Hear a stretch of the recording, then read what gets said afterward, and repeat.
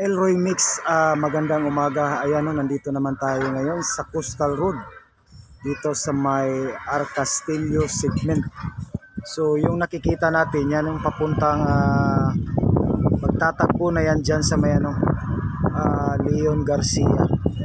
Ayan o, nakikita natin dyan yung boundary ng kasi dito sa kinatayuan natin hanggang papunta dito sa akin, hanggang doon sa boundary, yan yung boundary ng isang kontraktor. Tapos yung harap naman papunta dun sa sa bridge na yun, Leon Garcia. Ayan. So ngayon dito kasi may gagawing box culvert dyan sa may yung poste dyan, yung nakatayo dyan ng mga luma. So mamaya pupunta tayo dyan, no? So ngayon nandito tayo sa may Arcastillo. So papunta yan dito, Elroy Mix. Isang magandang umaga sa inyong lahat. So dito yung Barangay Duterte. So Barangay Duterte, dito na yung medyo nagitnaan ng Barangay Duterte. So ayan o, nakikita natin, continue yung road dito. So nasa second level na yan, no? So tinatambakan na nila.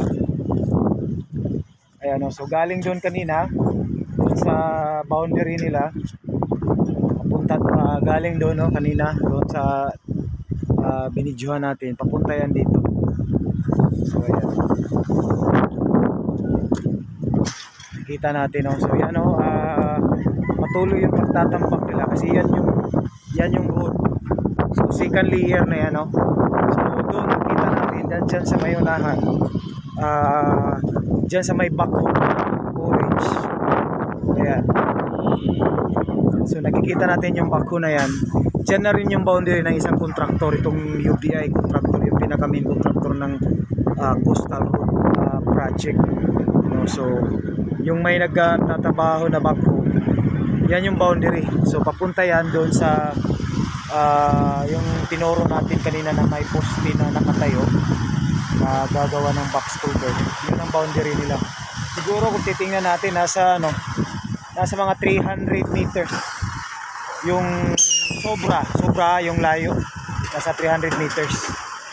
So bawat pagitan nila.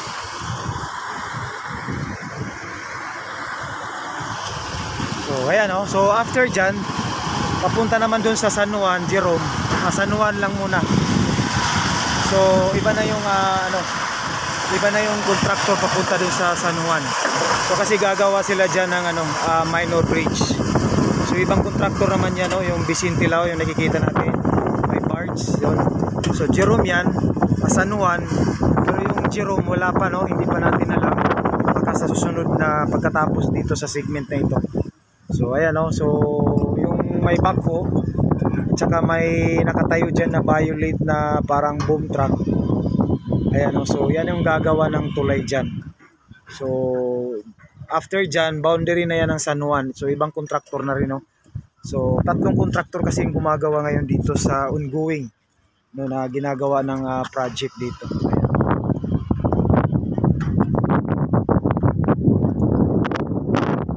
So hanggang dito na lang tayo. Ito yung update natin today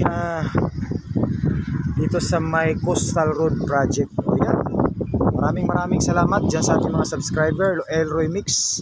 Shoutout sa inyong lahat, sa mga bago dyan. Paki-notify, paki-subscribe, paki-like and share, no? Para updated ko kayo lagi sa ating video dito sa ginagawang ongoing Coastal Road project. Ayan, no, Elroy Mix, ito na yung sitwasyon ngayon. Nandito tayo ngayon sa may Leon Garcia. Kanina nandun tayo sa may Duterte, Barangay Arcastillo. So ngayon nandito tayo sa may, akyat tayo dito sa may bato. Ayan. So ito na yung nila, pangalan dito, pagitan nila, no, between doon papunta sa segment na yan, no, sa Duterte, saka dito sa Leon Garcia. So ito yung kinatayuan natin, Leon Garcia ito. Ayan.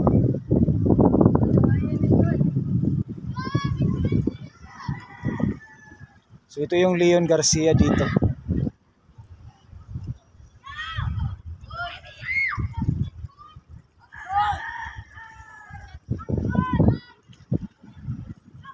So yan o, papunta na yan yun ng Duterte Barangay din San Juan, no? Barangay Duterte Arcastillo din San Juan. So ito yung boundary nila kasi lalagyan dyan ng ano, box culvert. Box culvert.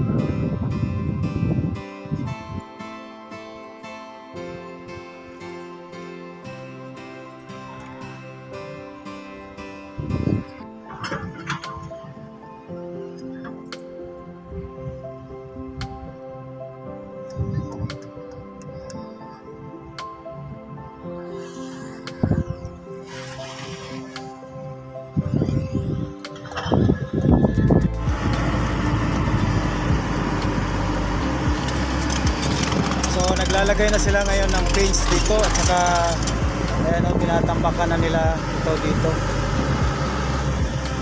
pinapatag na nila, no? Baka ito yung susunod nila na ano naman.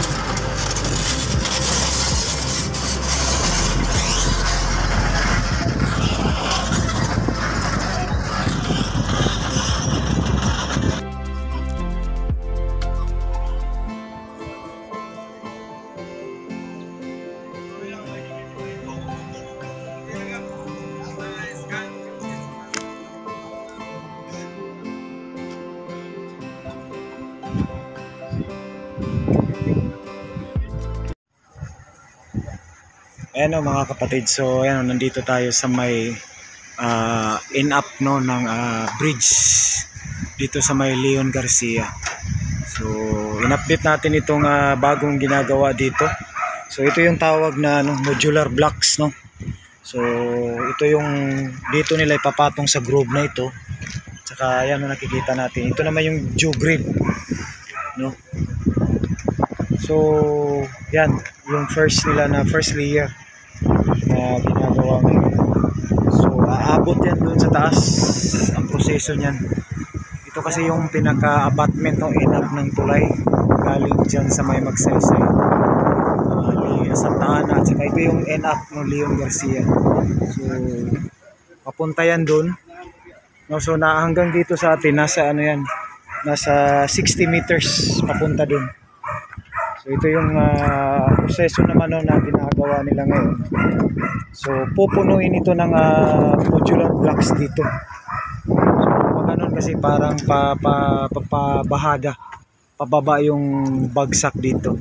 So ayan, hanggang update natin ito hanggang sa matapos ito dito. So ito yung ulitin ko, ito yung modular. So ito yung groove naman, dito nila ilalagay. Ayan, nakita natin ito. So ayan, so dito nila ipapatong yan, tapos patong-patong yan. So ito para talagang napakatibay. So ito naman yung first ginawa nila. So ngayon ito naman yung bago nila na ginawa. Ayan.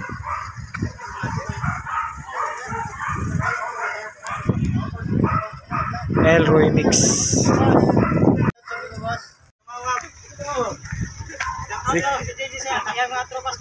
Yan.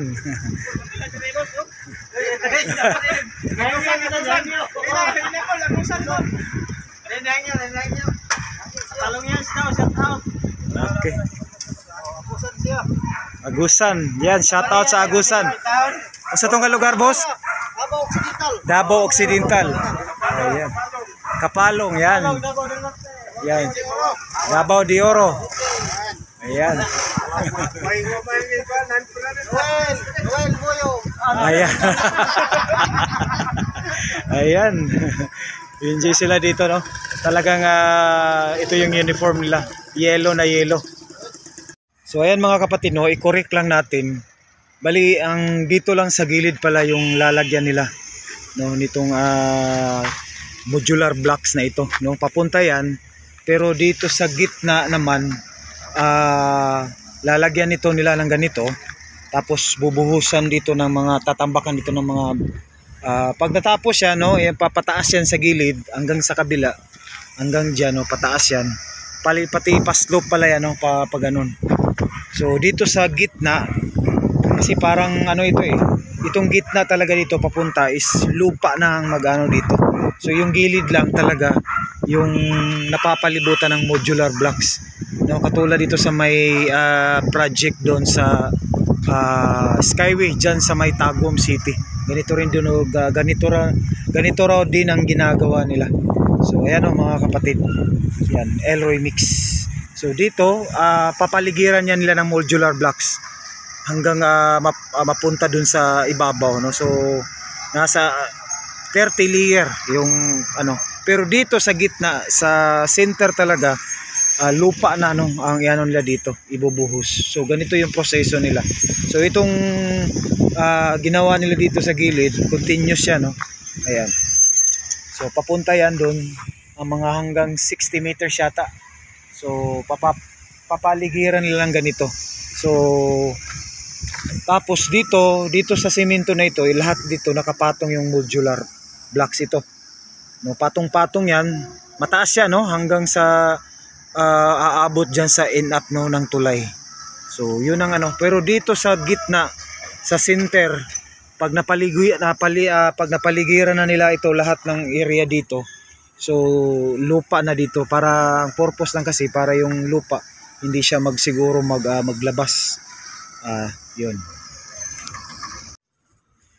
Ayan o, Elroy Mix. Ayan. So ito pala itong geogrid, no. Ito yung para kung sa simento pa, kung tayo ay nagmamasa, ito yung parang ginawa nilang matting. So special ito dahil galing pa daw ito ng Malaysia. Tsaka 50 years ito bago siya ma-expire yung ano niya, yung baga masira. 50 years, so ang tagal. So ito yung nakikita natin na semento dito, nasa ano ito, nasa 1.5 yata, no. 1.5. So ito nakikita natin itong groove.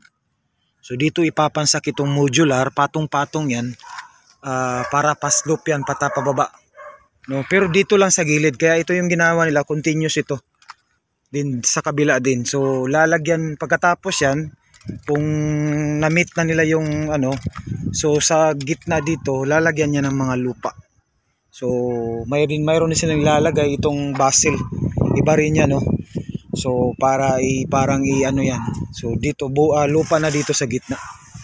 So diyan sa mga nagtatrabaho ngayon, patong-patong yan, no. So 1.5, I think 1.5, o correct me if I'm wrong, no. So dito talagang magpatong-patong yung mga ano, itong mga modular. Ayan. So pa-slope yan, pabahada papunta doon. Ayan. So ito na yung setup ngayon, no, mga kapatid. Ayan. Kikita natin. So ito yung geogrid, no. Ito naman yung modular blocks. So diyan, ito yung groove nakapatong. So ito yung first layer, second layer, may ano pa yan, papunta sa taas. So ayan, pupunuin nila itong simento. I think nasa yung lapad dito nasa 1.5. So yan, no, makikita natin. Saka ito talagang napakatibay nito kasi nasa 50 years daw ang ano nito bago masira. 50 years. So parang kung nagagawa tayo ng flooring, parang matting ito. So instead na matting, bakal. So ganito. So pang Malaysia pa ito kinuha nila, Elroy Mix. Ayan.